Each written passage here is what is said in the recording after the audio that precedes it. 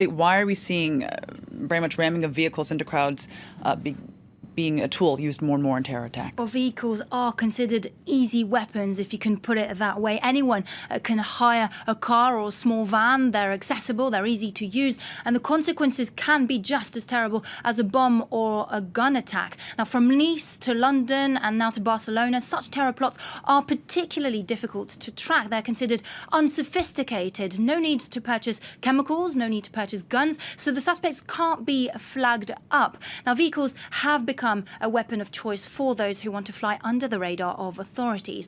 But so for security services, it is a nightmare because they've got limited resources and they can't keep an eye on everybody.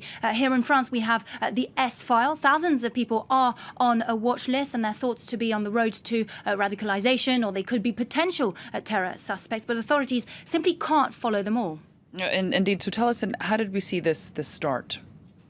This trend? Well, it started in 2004. The Islamic State spokesman Abu Muhammad al-Adnani called for lone wolves to use improvised weaponry. And he said in an audio message, and I quote, "Kill the disbelieving Americans, Europeans and any of their allies, smash their heads with a stone, slit their throat with a knife or run them over with a car." Now, terrorist organizations have created an environment in which anyone could hit anywhere, really, and propaganda messages like this one, videos, pictures published online by extremist groups are brainwashing the most vulnerable, and this is something that's really being difficult for authorities to prevent.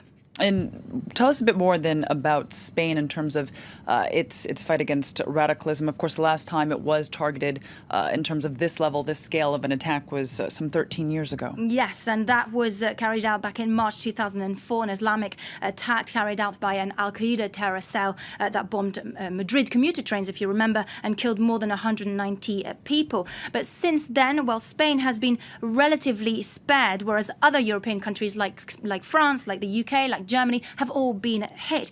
But Spain has been in the mind of the Islamic State group, especially as the country does support the international coalition's efforts to carry out airstrikes in Syria and in Iraq. Now, Spain has arrested a number of people allegedly linked to the Islamic State group cells in Brussels and in Paris. And as recently as last month, they've arrested 4 suspected ISIS members in Mallorca. Now, the Interior Ministry says that overall, more than 180 terror suspects have been arrested over the past 2 years. But as ISIS keeps losing ground in Iraq and in Syria, well, many also fear that some of those fighters in Iraq and in Syria could come back potentially to Spain. Now, it's estimated that around 150 people have fled Spain to go and join and beef up the ranks of the Islamic State group. That's less than the numbers in France or in England, for example, that are around 900, but still their whereabouts are unknown.